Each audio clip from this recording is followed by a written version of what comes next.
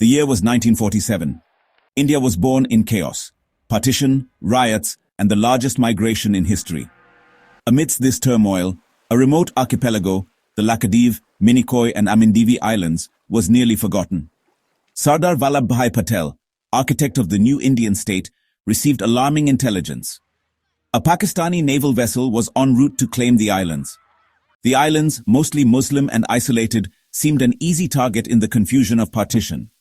Patel understood the stakes. Losing the islands would be a strategic and symbolic blow. He acted instantly, ordering the Indian Navy to intervene.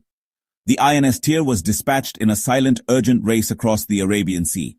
No declarations, no headlines, just a high-stakes contest on open water. The Indian crew knew their mission was critical to secure the nation's farthest frontier. As the islands appeared, tension peaked. Had they arrived in time? No foreign flags flew. The coast was clear. Indian sailors landed, greeted by bewildered islanders. The tricolor was raised, fluttering in the sea breeze. Hours later, the Pakistani vessel arrived, too late. Seeing the Indian flag, it turned back. Without a shot fired, the islands were secured for India. This quiet victory was a testament to Patel's vision and swift action. In the chaos of nation-building, a small, distant piece of India was saved, almost unnoticed. The archipelago's fate was decided not by war, but by resolve and timing. It was a silent triumph, echoing the spirit of a new nation determined not to lose a single piece of itself. The islands remained Indian, their story woven into the fabric of independence. Few would ever know how close they came to being lost.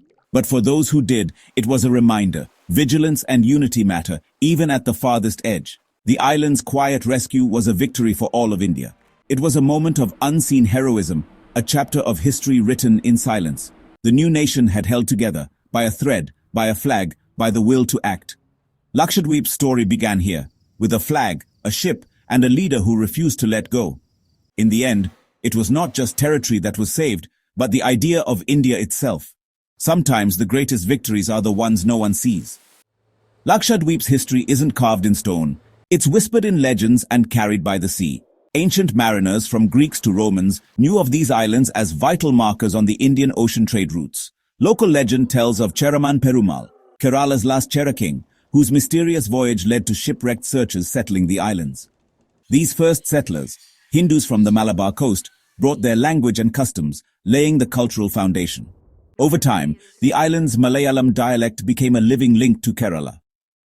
Another legend speaks of Sheikh Ubaidullah, an Arab saint shipwrecked on Amini in the 7th century. Initially met with resistance, his persistence and wisdom led to the island's conversion to Islam. From Amini, he spread his faith across the archipelago.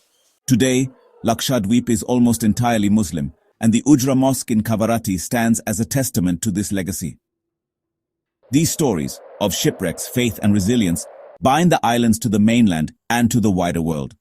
Lakshadweep's identity is a tapestry woven from ancient trade, spiritual journeys, and the enduring pull of the sea. Its history is not just about rulers, but about survival, adaptation, and the power of belief. The island's past lives on in every wave, every word, every prayer. Here, legend and history are inseparable. For centuries, Lakshadweep's islands were governed by local chieftains linked to Kerala's Chera dynasty. Islanders traded koa and marine goods for protection and supplies from the mainland. The rise of the Muslim Arakal family brought stricter rule and conflict as they sought to control the island's trade. Tipu Sultan of Mysore briefly seized the archipelago, aiming for reform, but his wars with the British left the islands neglected. With Tipu's fall, the British East India Company took over, gradually absorbing the islands into the Madras Presidency. British rule brought new regulations and basic administration, but the islands remained distant and largely self-reliant. For the islanders, rulers changed, but life continued, shaped by the sea, not by distant capitals. Each new power left its mark, but the island's core identity endured. Lakshadweep's story is one of adaptation, not submission. Through centuries of shifting rulers, the islanders held on to their traditions and autonomy. Their destiny was shaped by outsiders, but their spirit remained their own. Independence in 1947 brought a new beginning for the islands. The swift naval action that secured them for India tied their fate to the new republic. Recognizing their unique character, the islands were made a union territory, directly governed from Delhi. For decades they were known by a colonial name, the Lakshadweep, Minicoy, and Amindivi Islands. But the people called their home Lakshadweep, 100,000 islands. In 1973, Parliament made it official. The islands were renamed Lakshadweep. This was more than a name change. It was a declaration of identity and belonging. The new name marked the island's integration as a valued part of India, not a colonial leftover. With union territory status, the government invested in infrastructure, education, and healthcare. Local councils gained a voice, and the islands began to modernize while preserving their heritage. The journey from scattered atolls to a unified Lakshadweep was complete. It was a quiet but profound affirmation of culture and nationhood. Lakshadweep's new identity was chosen by its people and recognized by the nation. Today, Lakshadweep is a vision of untouched beauty. 36 coral islands, only 10 inhabited, surrounded by turquoise lagoons. The beaches are pristine, the air pure, and life moves to the rhythm of the sea. Strict tourism controls have preserved the island's serenity, but limited economic growth. Most islanders rely on fishing and coconuts, with only a handful of small resorts catering to niche travelers. Now, the government envisions Lakshadweep as a world-class tourist destination with new resorts and improved connectivity. The model? The Maldives. Luxury, low-impact tourism on private islands. But this ambition raises tough questions. Can development happen without harming the fragile ecosystem or disrupting close-knit communities? The challenge is to balance prosperity with preservation.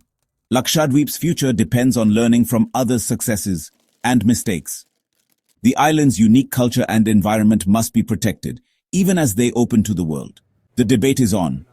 Paradise or profit, tradition or transformation? The answer will shape not just the islands but the soul of their story. Lakshadweep stands at a crossroads between serenity and ambition. Lakshadweep's story is one of resilience, unity, and wisdom. From shipwrecked settlers to communities embracing new faiths, the islanders have always adapted without losing their roots.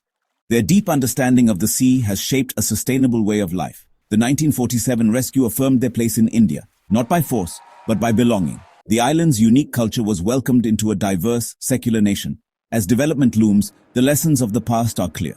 Progress must respect ecology and community. The islanders' voices and knowledge are essential for a sustainable future. Lakshadweep is more than a tourist paradise. It's a living chapter in India's story. Its legacy is one of inclusion, endurance, and quiet strength. The untold story of Lakshadweep is a reminder of what it truly means to be a nation.